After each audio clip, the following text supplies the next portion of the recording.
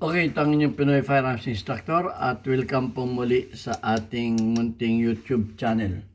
At bago ako bumati at magpasalamat ay gusto ko lang munang basahin ang katanungan ni Jim Mansayangan. Ang sabi niya, ang grain or grain ba ng bala ang bataya ng malakas o mahina ng isang bala? Okay, ang tinatanong niya ay about sa mga gunpowder. Okay? So, bago natin yan sagutin, ay gusto ko lang munang bumati sa lahat nating mga subscribers na umabot na tayo ng 39,545 na mga subscribers. At ako ay natutuwa na marami ang maganda ninyong comment at marami ang nagsasabi na natututo kayo. Bagaman na maliit pa yung ating kaalaman ay binabahagi natin. At maraming salamat sa mga hindi nag-i-skip ng ads dahil tayo ay isang charity vlogger. Yung kita ng ating YouTube ay inilalaan ko sa mga tinutulungan natin ng mga anak ng mga single parent. 6 na estudyante po yan. Dati 2 lang ang tinutulungan ko. Pero dahil sa YouTube channel natin ay ginawa ko na silang 6. At ako ay nagpapasalamat sa mga hindi nag-i-skip ng ads sapagkat kayo ay nakakatulong. At gayon din ang inyong pag-like at pag-share. Pasasalamatan ko lamang yung mga ilan nating mga subscribers na nagpapadala dito sa ating YouTube channel, dito sa ating GCash na number sa likuran. Huwag po ninyong tawagan yan para kayo bumili ng baril. Yan po ay anak ko yan, ang aking tresurera. At yan po ay, kaya po may number dyan, ay para po yan sa mga GCash na gustong tumulong sa ating 6 na estudyante. Okay, shout out kay Alfredo Isidro Ordosipay ng Las Piñas, kay Architect Arnel Salvador ng Kuwait, kay Jubel Platoon, Boy Umay ng Riyadh, Saudi Arabia, kay Umbit ng Kia Motors Kuwait, kay Anthony Evangelista ng Pasay, kay Conrado Ilulaylio at kay Juna Diaz. Meron kayo magpakilala, tawagin na lang nating Sir Adrian. Okay.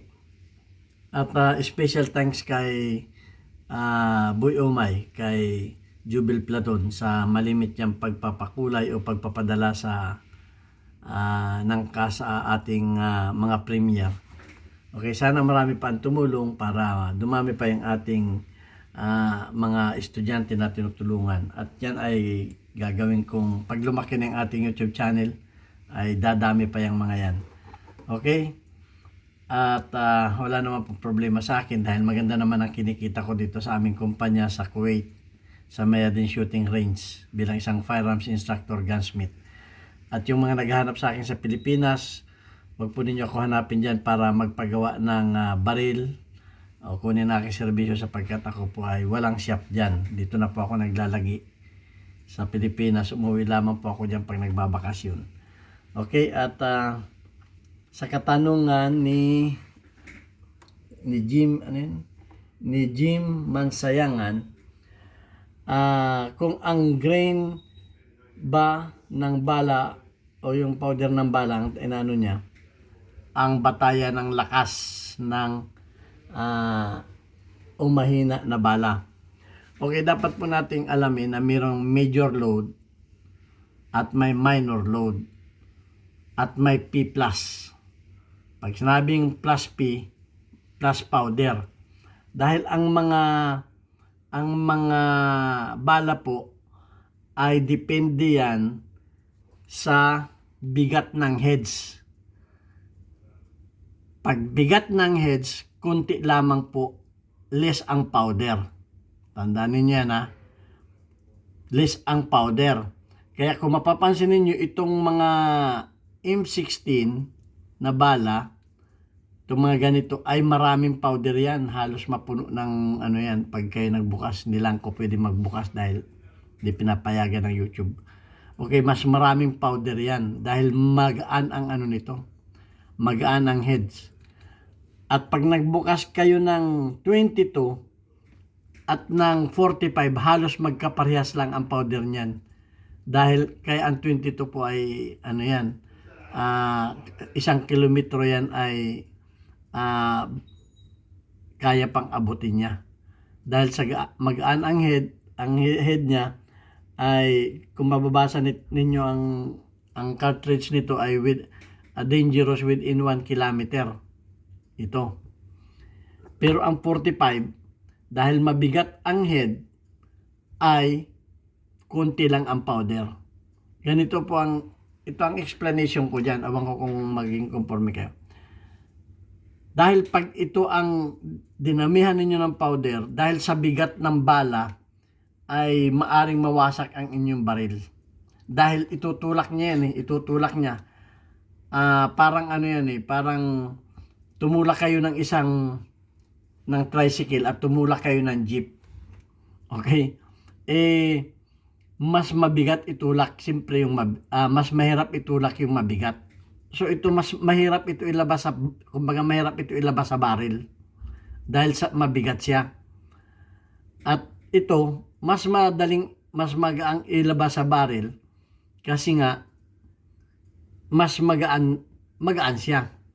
So kahit ito maraming powder ay madali naman siyang itulak. So hindi man delikado sa baril, sa firearms. Yun ang ano niyan. At ang isa pa, pag kayo ay bumili ng powder ng mga yan ay naka-indicate yan sa label kung ano ang bigat ng inyong head. May suggested na dapat may maximum na bigat lamang ng grain ang ilalagay ninyo. Pag kayo ay sumubra ng malaking kasobrahan, sisirain ang inyong baril. At may mga nakita na rin ako na mga revolver na nabiak ito dahil nagbala ng reload ay sobrang lakas ng reload na bala. Kasi ang reload pag nag-double pump ka, minsan 2 powder ang mapapalagay, nagkamali, bumibiyak ito. Kaya nga ang advice ko sa mga may 38, huwag ninyong babalahan ng 357 dahil hindi naka-design sa 357 ang bula ng 38. Pero ang ginagawa namin dito, yung bala ng 38, pwede naming ibala sa 357 dahil mas mahina yung bala ng 38 sa 357 dahil malakas ang powder ng 357 kaysa sa 38. So yan ang napapansin ko dahil marami akong binubuksan na bala dito. Ito dahil gumagawa kami ng ganito na ito ay mga pangregalo namin sa mga official, sa mga dito. Siguro ang nagawa ko ng ganito dito ay mahigit na 1,000 kaya nakakaipon ako ng powder. Ayan, ng gunpowder. So wala na itong powder. So yun ang napapansin ko sa pag-ano ko nito. At isa pa, ang mga powder ay hindi pare-pareho, may slow burning at may fast burning. Yung mga powder ng mga rifle, yan ay slow burning. Okay? Pag yan ay inireload mo sa hindi yan puputok. Kasi nga mabagal ang niyan kasi nga mahaba yung barrel. Siyempre mas mas mahaba ang mantaki mo. 2 pi yung barrel ay ikumpara mo dun sa 5 inches na barrel. Fast burning ang mga pistol at revolver. So yun, hindi man puputok sa mga pistol at revolver yung powder ng rifle. Dahil kung mapapansin niyo yan, kamukha nito, yan ay maitim na parang mga parang yung bang meron din siyang mga maliliit, meron din siyang parang yung mga ganitong mga malalaking caliber, ang niya parang yung ng lapis na putol-putol, yung carbon ng lapis. Ayan.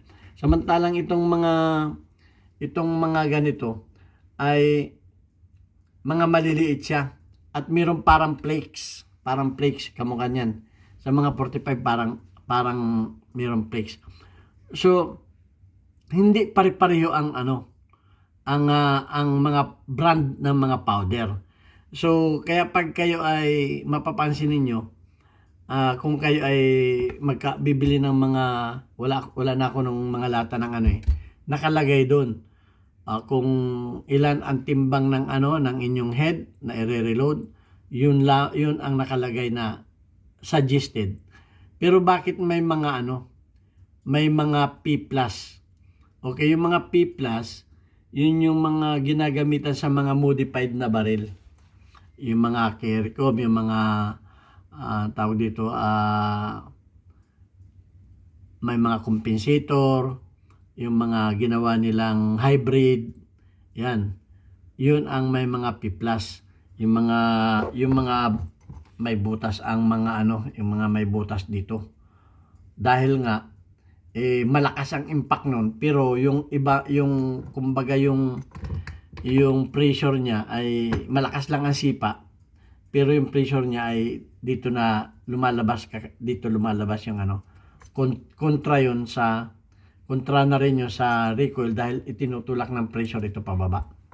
Kaya may mga butas dito mapapansin ninyo. Tsaka yung may mga compensator. Yun ang ginagamitan ng P+. So, hindi ko mo sumubra ang tama na mas maraming powder, mas malakas yung bala. Kamukha ng 357 kung ikukumpara mo sa 38. Mas malakas yung 357 kasi nga mas maraming powder. Pero dapat nakadesign yung baril mo doon sa bala. Kasi kung caliber 45, alam naman natin ng mga caliber 45, lalo mga 1911 yan, yung mga pistol, hindi makapal ang wall ng maninipis hindi ako nakapaglabas ng hindi makapal yung baril niya. Yung wall ng baril, hindi makapal. So, kung lalagyan mo yan ng sobrang lakas na powder, sasabog yan. So, yun ang explanation ko dyan, na tama, depende sa dami ng powder, ang lakas ng bala. Pero wag nyo susobrahan sa recommended ng manufacturer ng powder. Kasi pag sinabi ko depende yan pagdami ng powder, paglakas ng bala, baka sobra-sobrahan naman ninyo.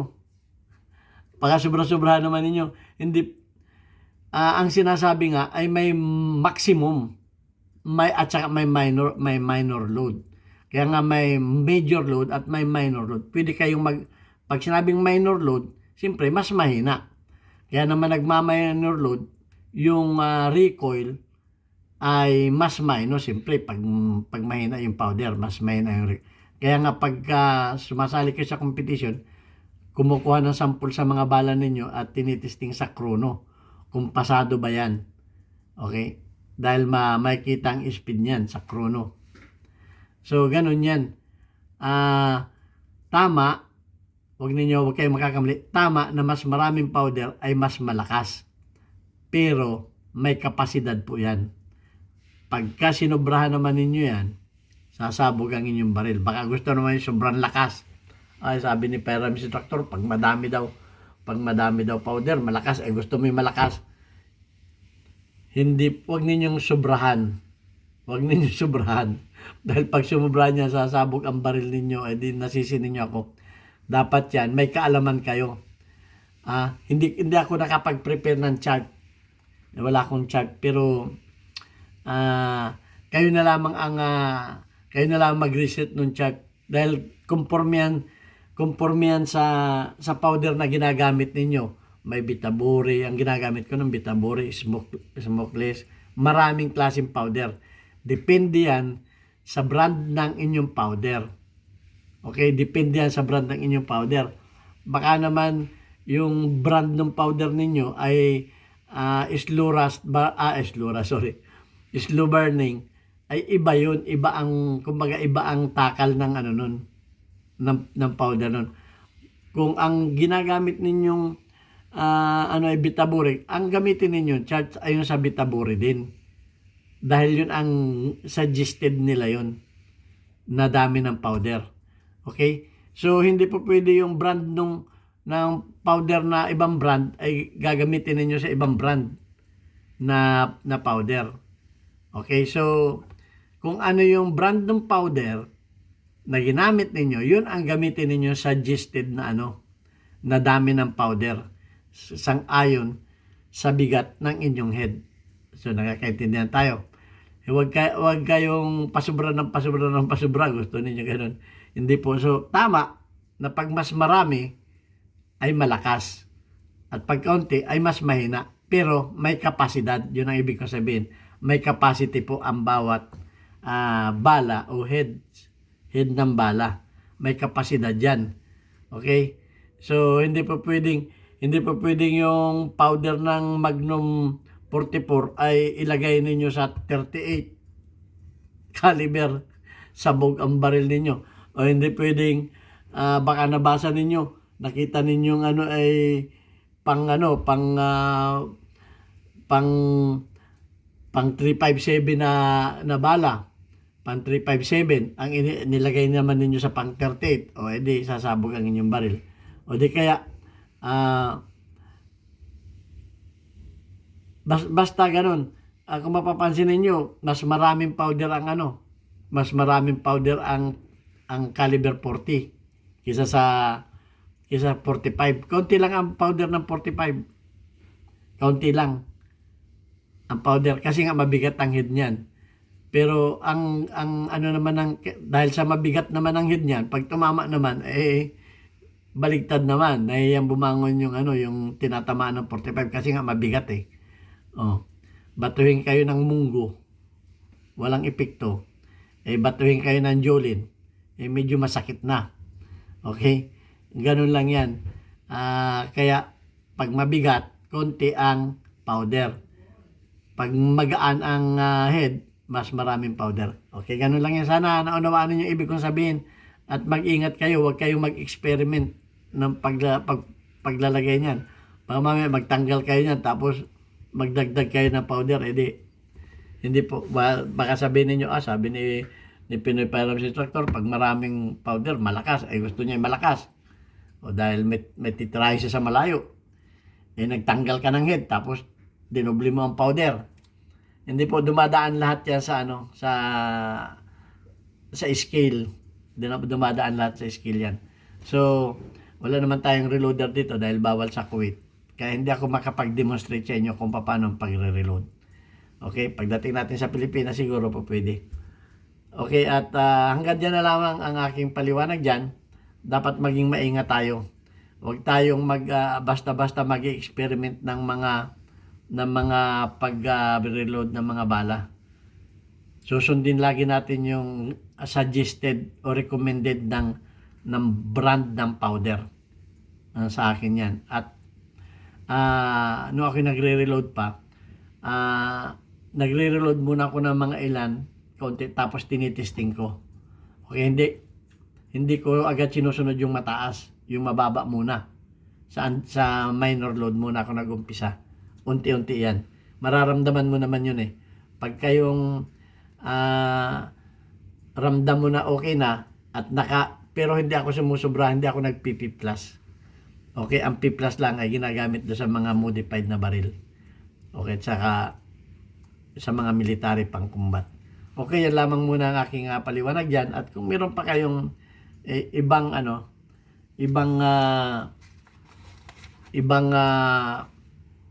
paliwanag ay tatanggapin natin. Kamukha ni BDH Tubal. Okay, ito maganda yung kanyang comment dahil meron ito. Ngayon ko lang ito nalaman, naamin ko sa inyo, na ang para ordinance pala ay naglabas ng 1911 Commander 45 ACP na may double action. Kasi hindi ko pa hindi ko pa nahawakan itong baril na ito. Okay, thank you sa iyo BDH Tubal sa pagbibigay ng kasi pagka may mga ganito na mga bagong kaalaman ay tinatanggap natin. Para kadagdagan na rin lang. Kasi dati talagang alam ko sa mga 1911 ay single action. may double action na pala ang para-ordinance. Okay? Para-ordinance 1911 Commander 45 ACP. Okay, so maraming salamat BDH Tubal sa dagdag kaalaman para rin sa ating mga subscribers. Lahat naman yan, pagka nasa tama, tatanggapin natin. Okay. So, anuhin lang natin yung yung ating community guidelines, community spotlight, weekly highlights of your most engaged audience members including your top commenters. Okay, nangunguna pa rin si Boy Umay ng Riyadh, Saudi Arabia, si Jubel Platon, si Phil Solar o Pierre_Ria ay 13 ang engagement, si Son Angelo ay 73 ang engagement, si Miko Paul Perez ay 1 ang engagement, si Angel ng USA ay 35 ang engagement. Okay, sa ngayon, ito lang muna ang aking isa-shoutout dahil hindi ko pwedeng pagbigyan lahat. Basta't kayo ay mag-comment, manood ng mga videos, mag-share at mag-thumbs up o mag-like sa ating mga videos. Irarandom naman yan ng YouTube, mapapasama kayo dito. Okay, kaya shoutout kay Boy Umay, Jubel Platon ng Riyadh, Saudi Arabia, kay Phil Solar, kay Son Angelo, kay Miko Paul at kay Angel. Okay, maraming salamat sa inyo. Hanggang sa muli. God bless us. Thank you very much.